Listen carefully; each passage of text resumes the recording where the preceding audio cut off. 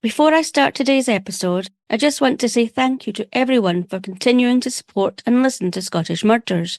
I really appreciate your patience while I took a break to get more episodes written. It took a bit longer than I thought, as I've also launched a new business, which aims to help people who'd love to start a podcast of their own but just don't know how to, and existing podcasters who maybe just need a bit of support or help in growing their podcast, or by introducing them to small businesses or freelancers who can help them with their podcasting needs, such as producers, editors, website designers, voice coaches, or graphic designers. If you're listening and thinking, ooh, that's me, then feel free to get in touch on social media or at contact@clurenton.com and see how we can help you. Our socials and email address will be in the show notes. However, the break is now over, so let's get into the case. I'm your host, Dawn.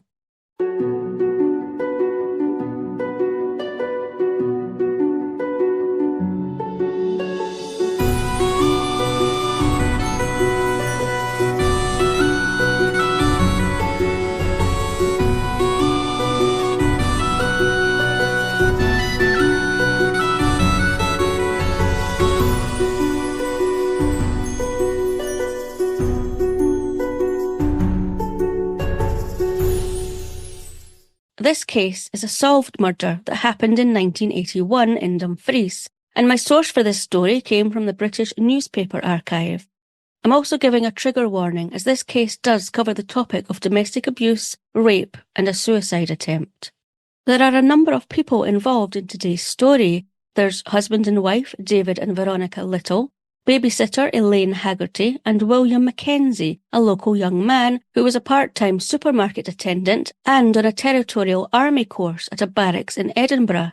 And 3 of them would end up in court on a charge of murder. As I've found on many an occasion, sadly there is not much known about the 4 before the murder was committed. Like I said, William Mackenzie, who was 17 years old, was a part-time supermarket assistant on a part-time territorial army course at the barracks in Edinburgh and lived at Cairn Drive in Dumfries, which is about a 10-minute drive from the centre of Dumfries. 17-year-old Elaine Haggerty lived with her parents and her 16-year-old brother Edward in Cairn Circle, a 2-minute walk from where William lived. 30-year-old Veronica and 34-year-old David Little also lived in Cairn Circle, close to Elaine and her family. Veronica was a housewife and carer to the couple's young daughter Samantha, and David was a car dealer and owned a garage in Dumfries. The pair had married in 1976, and quickly afterwards the couple had their daughter Samantha, with local girl Elaine beginning to babysit for the couple's daughter Samantha in 1978 when Elaine was 13 years old. However, unbeknownst to Veronica, David had not only been married before, but he'd been in Carstairs mental hospital following being charged with rape. Veronica didn't become aware of these facts until 2 years into her marriage. However, despite Veronica's marriage having begun to go wrong almost from the start, she wouldn't have believed just how it would have ended in November 1981. By the beginning of 1981, Elaine Haggerty, who was then 15, was by this time babysitting for the Littles 3 or 4 times a week and would often stay overnight. Veronica had been aware that Elaine had become friendly with her husband. However, it wouldn't be until June 1981 when she would find out the true extent of their relationship, leading to the beginning of the end. Veronica's marriage had been a tough one, an abusive one, almost from the start, where David would fly into a rage and beat, kick and threaten Veronica, with one beating being so bad that she had to have a spinal operation, which left her with a limp. David had, on a number of occasions, forcibly put a distraught and beaten Veronica out of their house, with their young daughter Samantha being left alone in the house with her father. And on another occasion, David had even threatened to put his daughter Samantha in a pine box. Veronica would regularly write to her friend Ruth, who lived in Liverpool in England, telling her just how awful her marriage was, how she was regularly beaten by David, and Ruth was becoming more and more concerned for Veronica, especially when, in September 1980, she received another letter from Veronica, which, according to the Aberdeen Press and Journal in March 1982, stated, "I was rushed into hospital with pains in my belly. I thought it was my appendix, but I was 6 weeks pregnant. I lost it. I am glad in a way because it was David's. When I went back, he raped me because I didn't want him to touch me. I am so fed up with this life. I don't think it's worth living. However, Ruth received another letter from Veronica less than a year later, which gave her some hope that a friend would soon be out of the awful situation she found herself in. Veronica wrote, "I have some good news. I am getting divorced, thanks to Elaine. Remember I told you about the beatings I was getting? Elaine witnessed some of them and went to the lawyer and told her about them." However, Veronica's jubilation would be very short-lived when she sadly lost custody of her daughter Samantha to her husband David, at which point she took an overdose of drugs, but was found in time and taken to hospital. But let's go back a wee bit. How did Elaine go from being friendly with David to going to Veronica's lawyer with her and telling her about the abuse and trying to get Veronica a divorce from David? Well, it all started in June 1981, when apparently David and Elaine were ready to make Veronica aware of their growing relationship. And letters that were later found would back this up, with one letter from David to Elaine reading, again according to the Aberdeen Press and Journal, "I do wish you would phone the doctor and get the pill, then I would come out on the grass with you. I love you forever." And a letter from Elaine in reply reading, "My darling, I have started taking the pill. I am ready when you are. All my love, Elaine." Although it would appear David was not willing to wait for Elaine to not only go on the pill, but become of age, as the letters and diary entries found later showed that the pair had first had sex on the 2nd of November 1980 on the bathroom floor of the Littles' house, when Elaine was 14 years old, with another letter from David to Elaine saying, "We must go to the doctors. I think you should consider having an abortion. I am as much to blame as you because I should have pushed you into going onto the pill." There were many sexually explicit diary entries and letters between Elaine and David found and printed in newspapers at the time, but I'm not going to go into those details. Suffice to say, Elaine and David were having regular sex from between the 2nd of November 1980 until at least the 18th of July 1981, when Elaine would have been 14 and 15 years old. She would become pregnant and miscarried. But it would ultimately be David's fists being turned on Elaine that would lead to the end of that relationship, Veronica losing custody of her daughter, Veronica taking an overdose, the pending divorce between David and Veronica, a murder, and 3 people being charged with that murder. Okay, so back to June 1981, when David and Elaine are ready to tell Veronica about their relationship. And I'm using that word very loosely. Now standing in front of David and Elaine, hearing what they had to say, Veronica possibly hadn't guessed that something was going on between the pair before, or maybe hadn't realised that it had turned sexual, with Veronica later admitting that Elaine wasn't the first woman my husband had had, and that she just accepted it. Perhaps though it was the fact that Elaine was underage, just a child, and that David had brutally told her that Elaine had become pregnant with his child. Whatever the reason, it was at this point Veronica had become incensed enough to stand up to David this time, which in turn led to David hitting Veronica so hard in the face that he broke her nose. Elaine, perhaps shocked and trying to help, intervened, but only caused a furious David to slap her across the face too, resulting in Veronica finally snapping and throwing David out of their home, saying she wanted a divorce.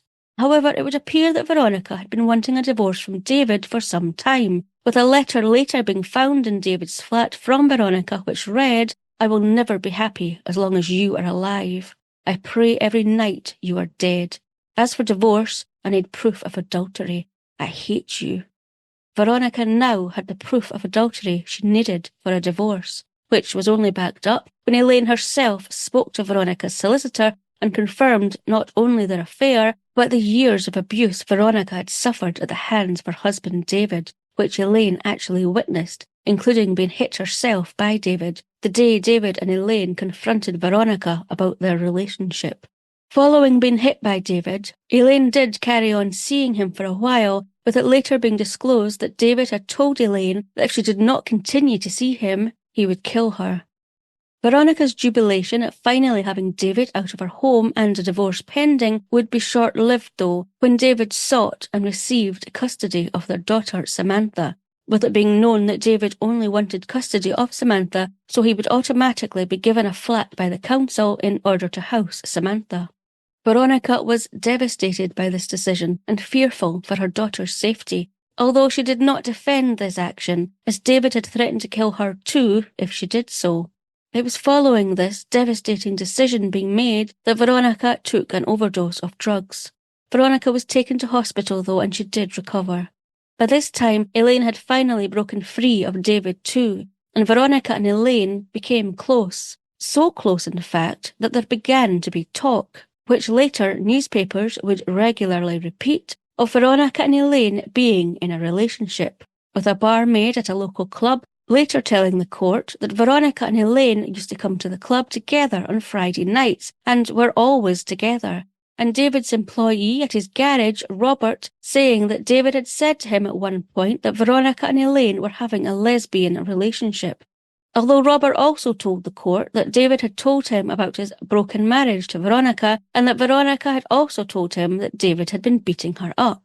Elaine's father, Mr. Haggerty, also told the court that when David and Veronica split up, Elaine went from spending 3 or 4 days a week at the little home to spending a lot more time there. And when pushed, he added that he didn't know what kind of relationship existed between his daughter and Veronica. Although Mr. Haggerty also said that despite his young daughter spending 3 to 4 nights a week at the Littles, becoming close to David Little, with David Little becoming a frequent visitor at the Haggerty house, and David and Elaine going out and seeing a lot of each other, when he found out Elaine had become pregnant and later miscarried, he had no idea who the father was. Now, we've heard all about David, Veronica and Elaine and the turbulent, abusive and somewhat inappropriate relationships they had, and there being a clear motive on all sides for a murder to take place. But let's not forget about 17-year-old William Mackenzie, a part-time supermarket assistant and on a part-time territorial army course. How exactly did he become involved? Well, if you remember, he lived near Veronica, David and Elaine, about a 2-minute walk away, so he likely knew of all three. While it's not known exactly which story is correct, as there were 3 different versions reported, one being that William had either been casually dating Elaine, and when he heard that David Little had slapped her across the face, he flew into a rage and swore revenge. Or he and Veronica had grown close and started a sexual relationship since Veronica had thrown David out, and he couldn't bear how badly David had and still was treating Veronica. Or William had no actual vested interest in either Veronica or Elaine and had innocently and blindly helped them out when asked. So from that, you might just have guessed by now who was found murdered. It was 34-year-old David Little. David was shot on the 25th of November 1981 near where he lived in Dumfries, but his body was found a few days later, 3 miles away in a lay-by covered with grass and coal sacks. The murder investigation began straight away, and very soon a voluntary statement was received admitting to David Little's murder, leading to 17-year-old Elaine Haggerty, 17-year-old William Mackenzie, and 30-year-old Veronica Little being arrested and charged with David Little's murder. Although in court, this voluntary statement was retracted and other versions of events were laid down. But which version of events were to be believed? Let me tell you the differing versions, and you can decide. Within days of David Little's body being found and the murder investigation beginning, the net was already closing in on possible suspects, which is when one suspect came forward to make a statement, confessing to the crime. 17-year-old William Mackenzie told detectives that while he had pulled the trigger that killed David Little, he had actually been asked to do it by 17-year-old Elaine Haggerty and 30-year-old Veronica Little, and being paid £70 by the pair to do so. William went on to say that he had gotten another £50 while rifling through the pockets of David after he was dead, which Elaine and Veronica told him that he could keep. William said that the reason Elaine and Veronica wanted David dead was because he had beaten them up and was threatening to kill Elaine if she did not keep going out with him. Based on this statement, all 3 were arrested, but when asked to make a plea at court, Veronica, Elaine and William denied murdering David Little, Elaine and Veronica denied paying William £120 to shoot him, and Elaine and William denied concealing the body. William lodged a special defence of incrimination against Veronica, and a trial date was set for March 1982. First on the stand was the detective who had taken the confession statement from William Mackenzie. He went on to read the statement in full, saying that William had stated that he had tried to kill David a few nights before, but didn't have the guts to do it. But on the 25th of November, he told the detectives that he waited in the Haggerty family's garden for about 2.5 hours until he heard David Little and Elaine coming up the lane to Elaine's house. William said that he then watched Elaine and David go into Elaine's family home, at which point he said he shifted his position and waited about 5 minutes until he saw David come back out of the house alone. This was confirmed later by both Elaine's father and brother, with Elaine's dad saying that he himself came home on the 25th of November about 11 p.m. and that Elaine and David Little had arrived about 10 minutes later, that David had stayed about 5 or 10 minutes before leaving, and that Elaine had then gone to her room.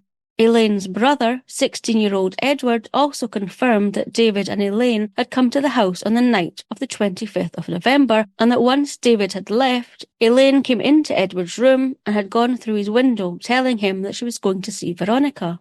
Back outside, with William in his new hiding place, as David came back out of the Haggerty household, William shot him, with William stating, according to the Scotsman on the 16th of March 1982, David fell down and got back up again, and he started running towards me. I shot him twice more, and when he was down, I walked up to him and shot him again in the head. With David now lying in the Haggerty's front garden, having been shot 5 times, William said he left and went to Veronica's house, where he told her what he had done, and in reply, Veronica apparently said, "Well done." He said that Elaine arrived at Veronica's about half an hour later, and he and Elaine had taken a wheelbarrow to Elaine's front garden, put David's body in it and wheeled it to David's own car parked nearby, before putting David's body in the boot and driving about 3 miles outside of Dumfries, where they dumped David's body in a lay-by and covered it with grass and a couple of coal sacks. Now, it wasn't an isolated house that the Haggertys lived at, it was in a scheme. So you're maybe wondering, didn't any neighbours hear anything? Didn't the Haggertys hear anything? Well, it was reported that a next-door neighbour of the Haggertys said they did hear 2 shots, then a man's voice saying, "You," followed by 2 further shots in quick succession. However, when the neighbour looked out of the window, he saw nothing. I can't find anything in the newspapers or from the trial to suggest that the Haggerty family had heard gunshots coming from their own front garden on the night David Little was murdered. I'm assuming they would have been asked. Maybe they had the TV on too loudly. The court also heard that on the day David Little was shot and killed, Elaine withdrew £40 from her bank account, and that 2 days later, after David had been shot, William paid in £120 to his account, claiming he had received £40 from Elaine, £30 from Veronica, and had got £50 while going through David's pockets, which he had received in turn for killing David Little. It was also revealed in court that during the investigation, a rifle that matched the one used to kill David Little had been found in a locked bedroom in William Mackenzie's house, and that while William was in custody in prison, he allegedly told a fellow prisoner that he had done it, but that there were 2 women involved. Okay, so it sounds quite clear-cut. However, when the case got to court, William Mackenzie was telling a different version of events. While William, now 18 years old, was admitting that the rifle used to kill David had been his, according to an article in the Scotsman on the 20th of March 1982, the finger on the trigger had not been his, but that of Veronica Little. William's new version of events was this. 4 days before David was shot and killed, apparently Elaine asked William if she and Veronica could borrow his rifle to go rabbit shooting, to which he agreed and took the gun to Veronica's house on the Monday. David was shot on the Tuesday, along with 85 rounds of ammunition. However, the next day, Tuesday, Elaine went back to William's home with the gun and said that it wasn't working properly and that they had put a bullet into Veronica's bed by mistake. William then stated that at this point Elaine had asked William if he wanted to earn £100, to which William replied, yes. This was when Elaine apparently told him that the money would be for lifting David's body into the boot of his car. William said he simply didn't realise what Elaine had meant. He thought perhaps that David was already dead. Either way, he readily agreed. Elaine then asked to borrow the apparently faulty rifle again, but this time she asked if William would take it to her house and leave it outside, which again he agreed to, saying that he just thought the two women planned to go rabbit shooting the next day. Having deposited his rifle outside Elaine's house, William went about his day, before later that same day apparently being asked by Elaine to meet Veronica at the rear of Elaine's house shortly after 11 p.m. William said he did as he was asked, and as he got nearer Elaine's house, he said he saw Veronica standing at the corner of the house. He said that as he walked towards her, he saw David walking down the Haggerty's path, at which point Veronica apparently started shooting at David. William thought 4 or 5 shots. He said that one of the shots hit David and he fell down, before getting back up again holding his back and turning and starting to run back towards Elaine's house. However, realising that was where the shooter was, David turned again and ran for the garden gate, but Veronica apparently was too quick for him, and she fired 3 or 4 more shots, taking David to the ground once again. Veronica then apparently walked calmly towards David's body and shot him once more in the head, before then dropping the rifle and returning to her own home. William said he was in shock at what he had just seen, but that he picked up the rifle and also went to Veronica's house, where he said Elaine arrived shortly afterwards. He said that despite being in shock still, he and Elaine took a wheelbarrow to Elaine's garden, picked up David's body and wheeled it to David's nearby car, putting it in the boot and driving 3 miles outside of Dumfries and dumping David's body. He said that going through David's pockets he found £70 and he gave it to Elaine, and Elaine gave him £20 back. Elaine and Veronica apparently then went to William's house the following night and gave him a further £100. So that's now the new version of events according to William. Taking to the stand for the defence to potentially back this up was a barmaid who said that Veronica had spoken to her previously about her relationship with David, saying that he was bothering her and she would shoot the bastard. But the barmaid did say that she thought Veronica was only joking. In reply, when it was Veronica's turn to take to the stand, she said that she may have said she was going to shoot the bastard, but she had not pulled the trigger, nor had she offered 17-year-old William Mackenzie any money to carry out the shooting. She did say that on the night of David's shooting and murder, William Mackenzie had come to her home and told her that he had shot David. When asked why she'd kept quiet and not told the police this, she said that William had threatened to rope her in if she said anything. When cross-examining William, Veronica's QC asked William if he was asking the court to believe that Veronica, with her injured back and rather lame leg, had suddenly become a crack shot in the dark, to which William replied, yes. Remember though that William was a part-time soldier, had likely been trained with rifles, and was reported to be a crack shot.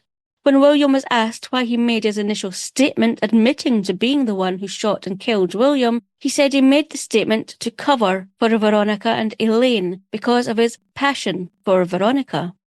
On summing up, the defence counsel told the jury of 9 women and 6 men that the killing of David Little had been a classic case of women getting together to secure the death of a man, and that the killing had been carried out with cold-blooded efficiency by a contract man hired by the 2 women.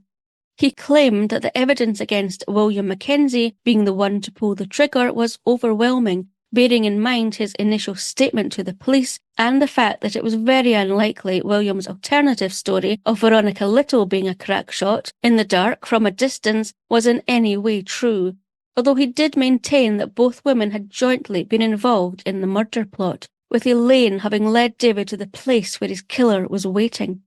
Although Veronica's QC put it to the jury that William had shot David after Elaine, who he was fond of, told him David had beaten her up, and that while William may have threatened to shoot David in front of Veronica, she had not taken it seriously and knew nothing of the shooting until after David was already dead. He went on to say that it was clear William had been the shooter and that he'd threatened to rope in both Veronica and Elaine if they said anything, before then trying to shift the guilt to the two women.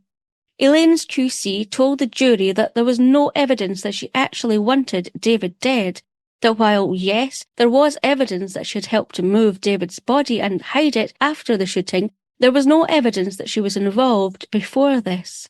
And William's QC maintained that it was Veronica who had been the one to pull the trigger. So what do you think? Who do you think pulled the trigger? Do you think all three were involved in the plot to kill David, or did William plan and execute David's murder himself? Well, after 100 minutes of deliberation, this is what the jury thought. Guilty. They found all three guilty of David Little's murder. According to an article in The Scotsman on the 24th of March 1982, 31-year-old Veronica Little was sentenced to life imprisonment. 18-year-old William Mackenzie was sent to a Young Offenders Institute for life, and 18-year-old Elaine Haggerty was sentenced to be detained without limit of time in such a place and for such a time as might be determined by the Secretary of State. Following being sentenced, Veronica collapsed against the rail of the dock. Elaine burst into tears and William just gave a wry grin before they were led, or in Veronica's case, carried from the court. Do you think the right verdict and sentences were given? Apparently, as the sentences were read out, 1 or 2 of the 9 women on the jury burst into tears. Maybe they weren't 100% sure they had made the right call, or maybe it just shocked them what people can do to each other. What do you think? Of course, there was the obligatory appeal made by Veronica and Elaine, where it was claimed by their QCs at the Court of Criminal Appeal that there was no direct evidence that either woman had instigated the murder by offering money. However, in February 1983, both appeals failed. William Mackenzie never appealed against his sentence.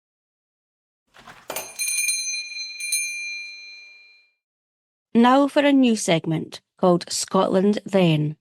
Long-term listeners will know that over the years I've tried out various different things in episodes, including a Dawn's Digest at one point. Well, this segment is kind of like that, in that I'll tell you different information. But instead of it being what I've been up to, I thought I'd let you know some of the other stories that were being covered in newspapers in Scotland around about the time each episode's case was from. A few stories have caught my eye over the years, so I thought, why not share them with you? Let me know what you think of the new segment. The following stories appeared in the newspapers at the same time the murder trial of David Little was going on. My sources are articles from The Scotsman on the 16th, 17th and 24th of March 1982 and the Press and Journal on the 16th, 17th and 23rd of March 1982. Okay, first off, yes, there were other murders that happened around about the same time as the murder of David Little, including the murder of 19-year-old Kay Shepherd, who was a student nurse from St Andrews, who was stabbed by her 19-year-old boyfriend, Andrew Smith. The pair had been on a night out in St Andrews, along with another couple, before they returned to St Andrews Golf Club, where they had a meal and continued to drink. The pair then went back to their room, and Andrew said he was woken up later by Kay, and she already had a knife in her chest. The knife was Andrew's, which he had taken from his work as he thought there might be trouble on the night out. The stab wound inflicted on Kay was 3 inches, and it had penetrated the outer wall of her heart, and she died later the same day. Andrew Smith was found guilty of Kay Shepherd's murder and sentenced to life imprisonment in a youth offenders institution. There also were attempted murders in court during this period, with a newspaper heading reading, "Woman tried to kill child as sacrifice." This story obviously involves the attempted murder of a child, but it also touches on mental health issues. 31-year-old Jeanette Barnes said in the High Court in Edinburgh that she wanted to get revenge against the British people, and it is for this reason that I attacked the child, because British people do not like child attackers. She was reported to have thought she was being persecuted in a high-powered conspiracy by the Mafia and the Department of Health and Social Security, and that no one was listening to her. So in order to get the British people's attention, she felt attacking a child was the only thing left for me to do. Going on to say that she deliberately picked her victim from a working-class area because working-class people had taunted her when she told them that the Mafia were after her. Jeanette dragged a 4-year-old boy from a playground and stabbed him, causing a 3-inch wound on his upper abdomen, penetrating to a depth of between 4 and 6 inches. It was reported that the only thing which stopped the knife coming out of the back of the child was the vertebral column. The 4-year-old boy underwent an emergency operation, and it was reported that he would recover to normal health, but would always walk with a limp. The child was said to have been suffering from nightmares and had become very wary of strangers. Jeanette was picked up hours later by police, but not before she had smashed windows at the Department of Employment offices in Edinburgh and 2 shop windows with a hammer. She was declared fit to plead guilty by 2 psychiatrists who diagnosed Jeanette as having paranoid schizophrenia, and they recommended that she be sent to Carstairs State Mental Hospital as they believed she posed a threat to the public. Following pleading guilty to the attempted murder of the 4-year-old boy, Jeanette Barnes was ordered to be detained at Carstairs State Mental Hospital without limit of time. A pretty disturbing story for a number of reasons. Jeanette clearly needed help. It just came a bit too late for her 4-year-old victim, his carefree childhood having been abruptly taken away from him. Okay, so this next story made me actually go and physically wince, with the article headline reading, "Leap for Freedom Lands Man in Court on a Stretcher." So this happened at Dunfermline Sheriff Court, where a 22-year-old man naming himself David Lunt was appearing in court after admitting stealing £391 or $513 from the till of a store. While waiting for his turn in court, he was being held in the police detention room on the top floor of the court building, and he somehow managed to escape through a window. However, he slipped and ended up falling the 35 feet, or just over 10 metres, to the stone pavement below. Incredibly, he did get back up again and slowly began to limp away. But he didn't get far because both of his heels were smashed from the fall. That bit just made my toes curl. Anyway, his court appearance was deferred and he was taken to hospital, where it was reported later that his heels were so badly smashed he would never be able to run again, but that he would be able to walk again in about 8 weeks. However, upon David Lunt jumping from the courthouse window and his case being postponed, it was reported that it was at this point that investigations were made, and this was when his true identity was revealed, that of Arthur Delamere. It wasn't reported why he gave a false name. I would have thought maybe because Arthur Delamere would have had other convictions that he didn't want the police to know about, but that wasn't reported. Nothing about him giving a false name initially was reported about again. Everyone was more interested in his leap from the top of a building. Anyway, not long afterwards, the now correctly identified Arthur Delamere was back in court, this time carried into the dock on a stretcher by 2 prison officers, where he faced not only the charge of stealing the money from the store till, but also charges of giving the assumed name of David Lunt, deliberately misleading the court, and attempting to defeat justice by jumping from the detention room window. He pleaded guilty to all charges and was sentenced to 6 months imprisonment. I mean, I've never been to prison, so I'm not best placed to comment really, but I'm not sure I'd have risked my life of possibly falling out of a top floor window in order to get away from receiving 6 months in prison. But like I said, maybe I'm not best placed to comment. Anyway, it ended well, as it was later reported by Arthur's counsel that Arthur was now determined to give up his life of crime. His girlfriend has told him she is pregnant. He has now committed himself to marrying her. Oh, the next article I found was really interesting, and it was headed, "Suspects can be taped, city police are told." It was being reported that starting from April 1982, tape recorders were going to be used in the interrogation of suspects in Aberdeen police stations for the first time. The pilot scheme, as it was being called at the time, had already been in operation in Dundee and Falkirk police stations for almost 2 years prior, and it would be extended to include Glasgow police stations the following month. It was so interesting finding out the exact timings when the taping of interviewing suspects came in around Scotland. It's just commonplace now. But back then it was still being piloted, with it being reported that while there had been no reported challenging technical difficulties in recording questioning on tape since the pilot began in Dundee and Falkirk in May 1980, there were difficulties still to be resolved regarding bringing tapes as evidence before a court, as at that time the pilot was limited to a small number of cases, so it hadn't been an issue at that time. Well, they clearly managed to work out these difficulties, as the recording of interviews is now no longer just a pilot. I just thought it was interesting to hear about something that we all know about from TV shows, being a pilot and its future not being certain at that point. And finally, this brought back loads of memories for me, so hopefully a bit of nostalgia for you too.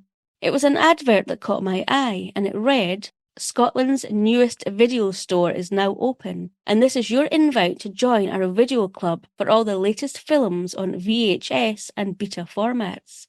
Who remembers a video store and club?"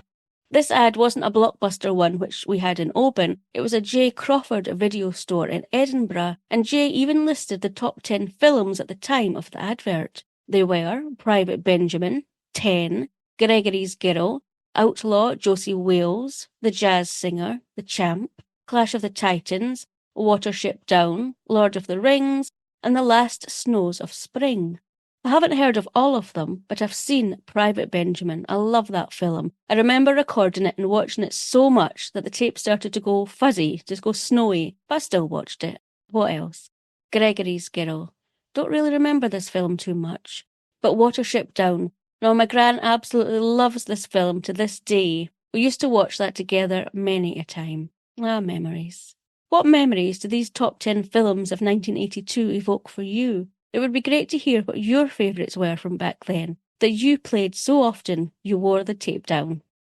Well, I hope you enjoyed this new segment. I do enjoy a blast from the past sometimes, or to find out where and when something started. It's interesting. I hope you found it interesting too. Just one final thing before I go. I've got to tell you about the 2 events Peter and I are going to in September.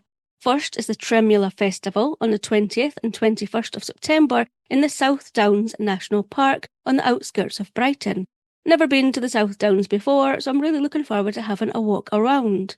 The festival is a celebration of audio storytelling, outdoors, nature and community. And there will be plenty of workshops where we'll be finding out all about recording outdoors and the equipment and conditions needed to do so expertly, as I'm hoping to be camper vanning around parts of Scotland in 2025 with my gran and Peter, revisiting all the places and areas where my gran lived when she was growing up. Some really out of the way but beautiful places, one where we have to hike quite a distance and then cross a rope bridge before finally being anywhere near where one of my gran's previous homes were. And I'm planning on capturing some video and audio of this tour and my gran's memories for my other podcast, Scottish Digest. So I definitely need all the help the Tremula Festival can offer. So we're really looking forward to that. We'll only be there on the first day, Friday the 20th, as then we're heading to London for CrimeCon on the 21st and 22nd of September. And I've just had another look at the speakers and content creators due to be there this year, and it's quite the lineup.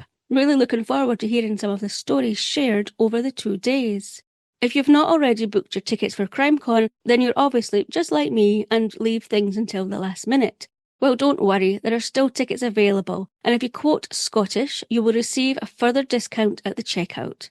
The links to both of these events will be in the show notes, or visit scottishmurders.com, and Peter and I look forward to seeing you at either or both events if you can make it.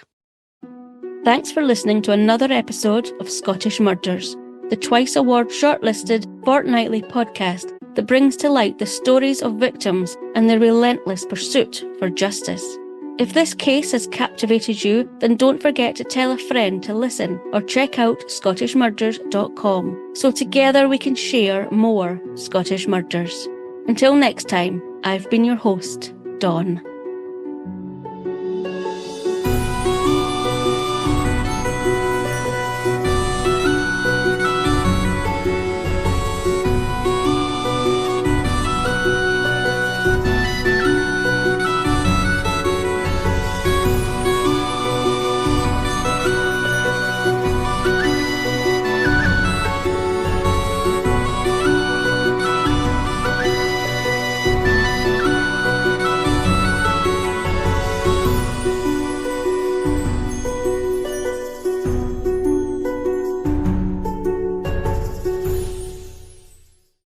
Scottish Murders is a production of Clurin Ton.